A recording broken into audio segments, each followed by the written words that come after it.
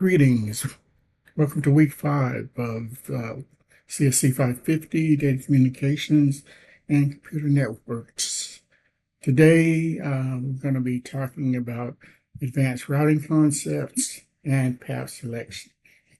In previous lectures, we talked about that we might have to have the opportunity or might have the need of being able to say no when a network's gone down or the network's no longer in use. Well, in this particular case, what we're going to look at some of the protocols that we can use that make that happen. Specifically, we're going to be talking about, RIP, Routing Information Protocol, OSPF, Open Shortest Path First, EIGRP, Enhanced Interior Gateway Protocol, and BGP, Border Gate Protocol.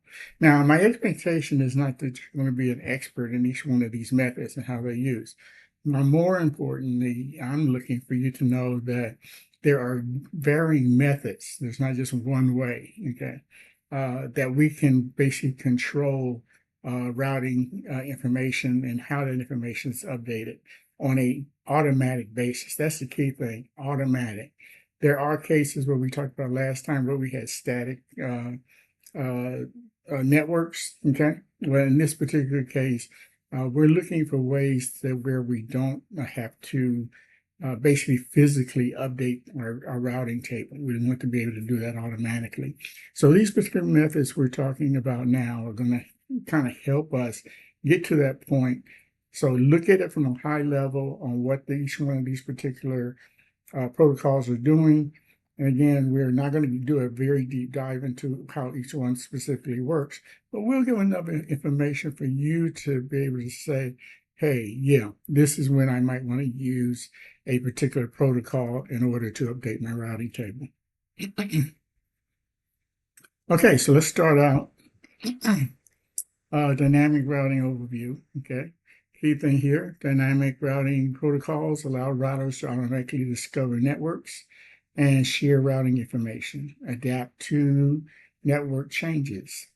Okay, so in this particular case, why use dynamic routing? I mean, some of the things are kind of the obvious things, but automatic routing discovery, routers learn routes automatically from other routers. So think about that your router is basically passing information back and forth from other routers that are within the connection loop. Adaptability, okay, routes adjust automatically when topological changes occur. Scalability, as things get bigger, okay, it can be handled by your particular routing route as your particular router, okay.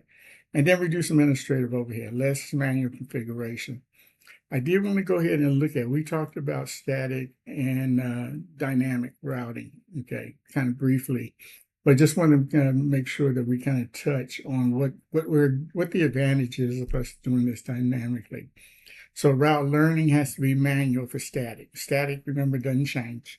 Okay, once it's set until I change it, until I change it manually. Okay, so route learning is manual, it's automatic with dynamic.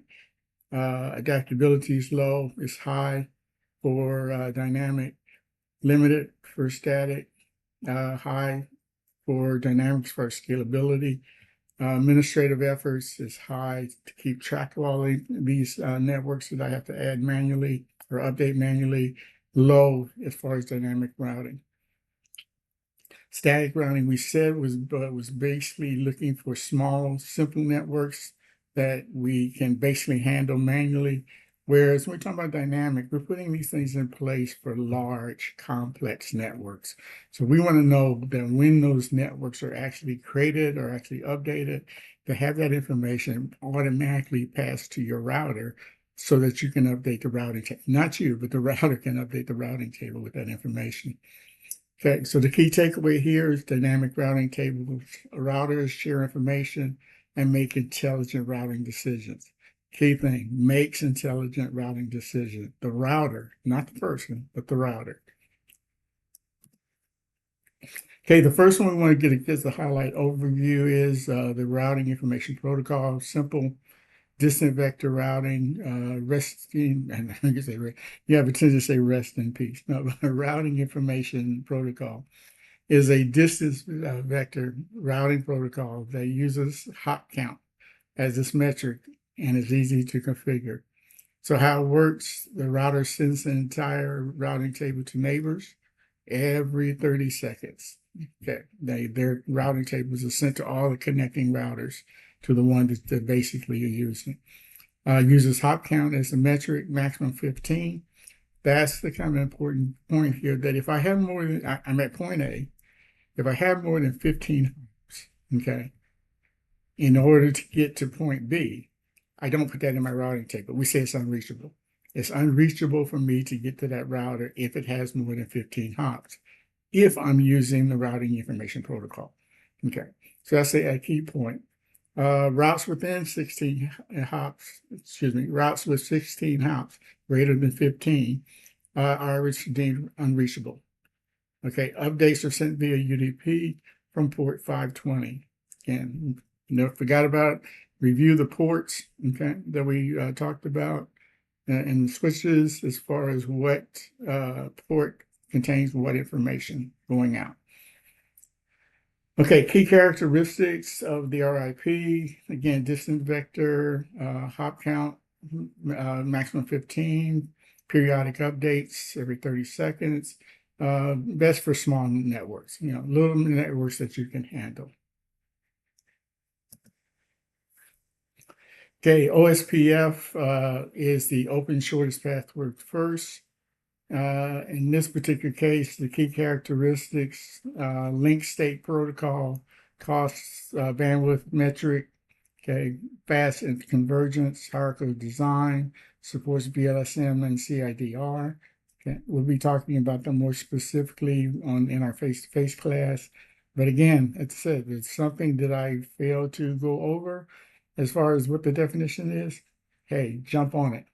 Okay, look it up. Say, what is BLSM? What is CIDR?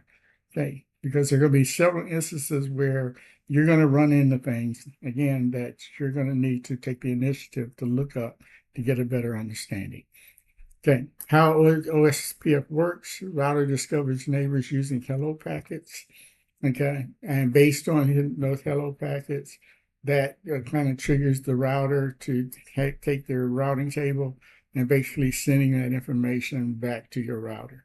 And same thing, someone might send you your router a hello, in which case you're taking your routing table information and sending it to them. Okay, so each router builds a link state database, okay, of similar to the routing table itself, that takes information about what is linking to what. We will cover in more detail the Dijkstra algorithm. That Dijkstra algorithm is the algorithm that basically you go through the process of trying to determine what is the shortest path. What is the shortest path? Okay, and so basically using that logic from the algorithm there, that information will be used to determine which route that we're going to take in order to send information. Again, this particular one, it's more complex to configure, requires more resources, careful area design is needed. This is not something like the RIP, which you can do quickly, okay, and the key thing here is the size. The size of the network is going to determine how much you're going to have to put effort you're going to have to put in order to maintain that routing table so that it can be configured such that we can send it to other routers in order to make it more feasible and efficient. Okay, so that's the shortest path. Okay, we'll talk about Dijkstra in later discussions. Okay, the EIGRP, Enhanced Interior Gateway Routing Protocol. This is an advanced, efficient, and scalable. The key thing about the EIGRP is that it is a proprietary of Cisco. And not only is it proprietary to Cisco, but Cisco says you gotta have to use my hardware, my routers, in order to use it. Okay, so this is just kind of a highlight that it is Here is the advanced distance vector array. And when I say advanced distance vector, basically it's saying advanced, what is the distance between where I am and where I want to be. How do I find that distance? We talked about hops. We can define it by hops. We can define it by, a router basically saying that I'm in this location, which is, 200 miles away. Okay. So there's various ways you can measure, okay, the the scalability as far as what are you going to use to determine, what the next route should be. What is the best route? Okay. That is what you're looking at. What is the criteria that you're going to use to basically talk to each other to say that, hey, this route is better than this one, so this is what I should use.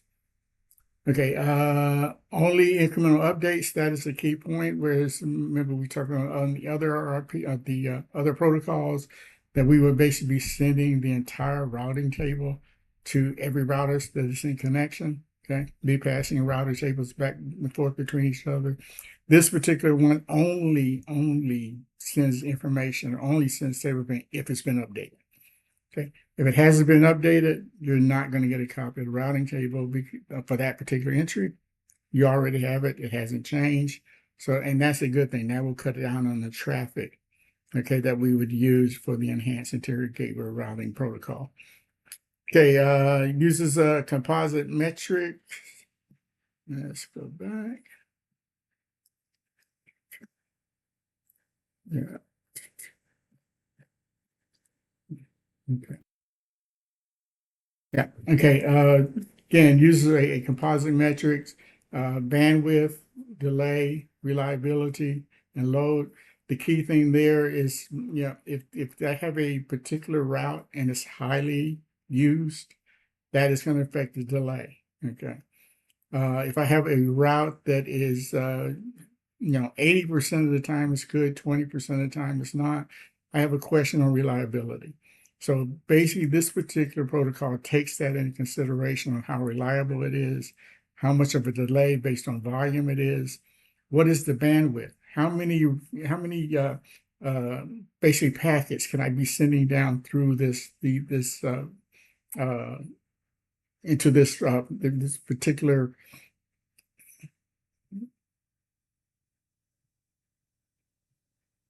Okay. Into this particular network. Okay, so how much can I load that network down? Okay, and so that's the bandwidth and the load are both those kind of parameters that tell us, hey, how much can this particular network bear? So that is going to be one of the considerations we're going to have as to, again, which network do we want to pick in order to get our information from point A to point B.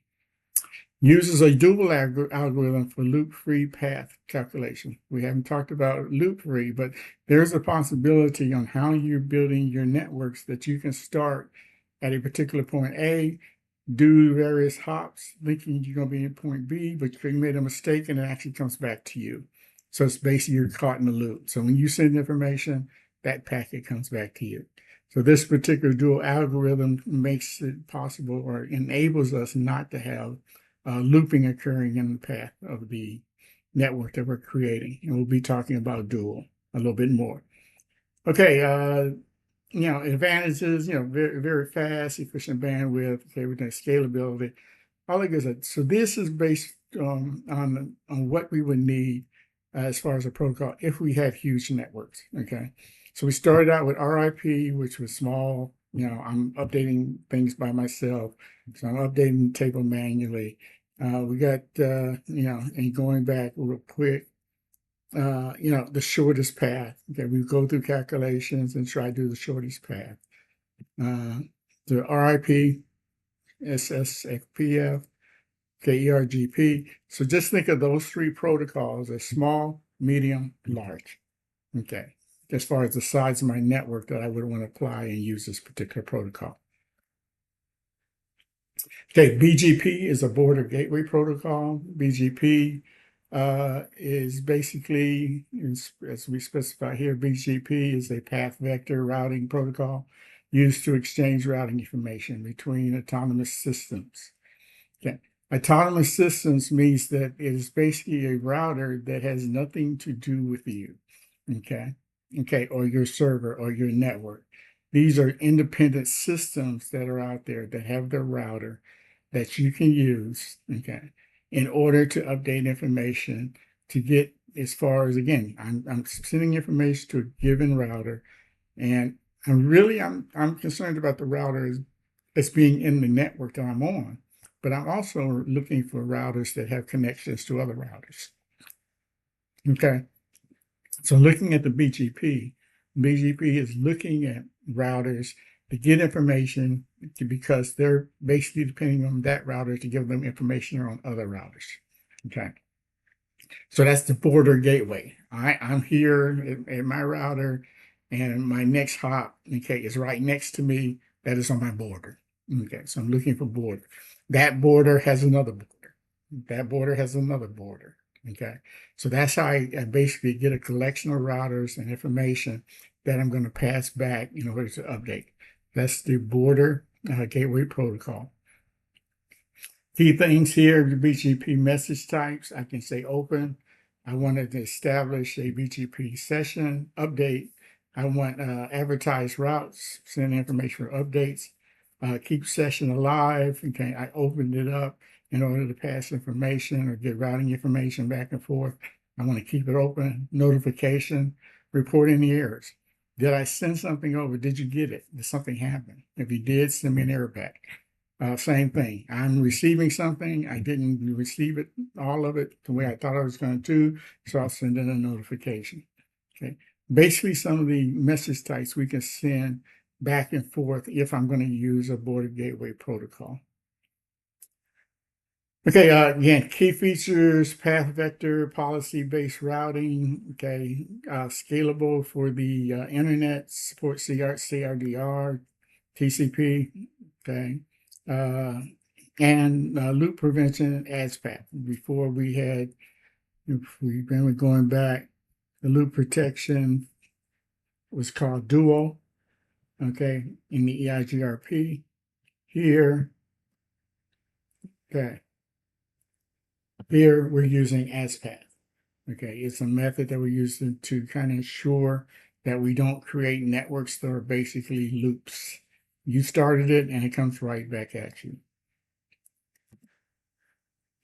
Okay, routing metrics, this has basically been used, but here, hop count, the number of routers to reach the destination.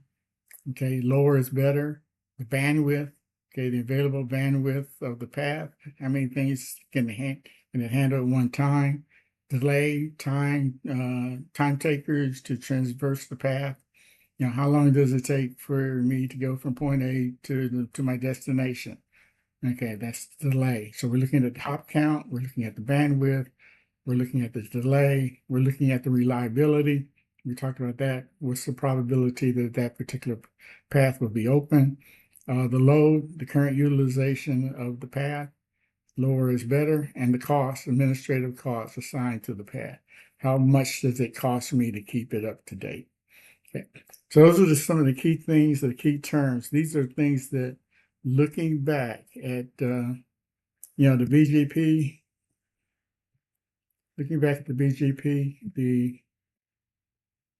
okay, there we go. Looking back at the RIP, okay, as far as the hop count, okay, here as far as OSFBP, we're talking about shortest path, which is distance, which will affect delay.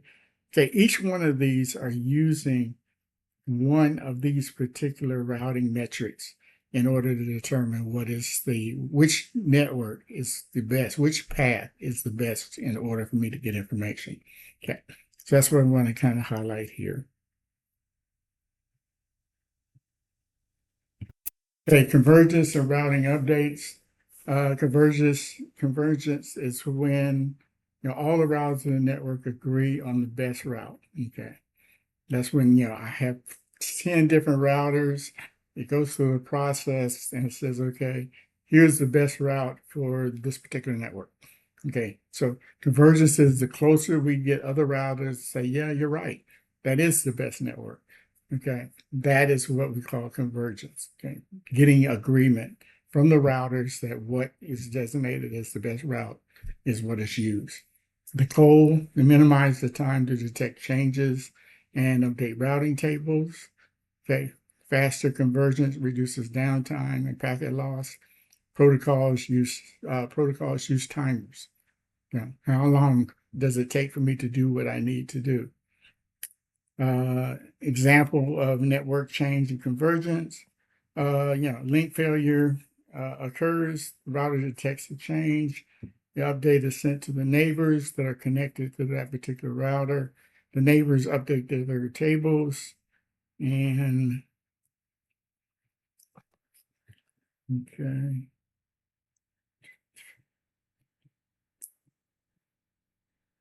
Yeah, I always get this.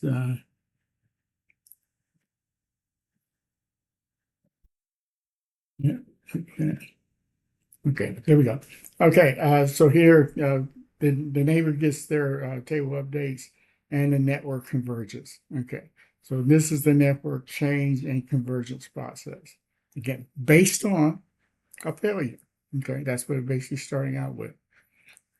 Factors affecting convergence, the network size, the topology complexity, how complex is the network, the routing protocol we're using, the update timers and intervals, and bandwidth. Yeah. So all of these three particular protocols we're using in order to find the best route, best network that we need to use. That if I pass information, when I pass that information to my router, it has the most update information as far as the routing table. This says, okay, here I need to get to that point 1, 2, 3, 4, 5. Okay, I look at it up in my table. It says, I need to use this path, which goes from router A to router A2, which router B3 to get to my destination. So that's what the process is finding that path. Okay, that's it for week 5.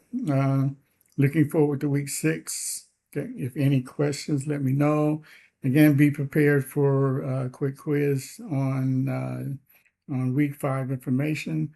And I will see you on Thursday because I'm sure that you would have already looked at this by the time Thursday rolls around. So everybody have a good one, and we'll see you on Thursday. Bye.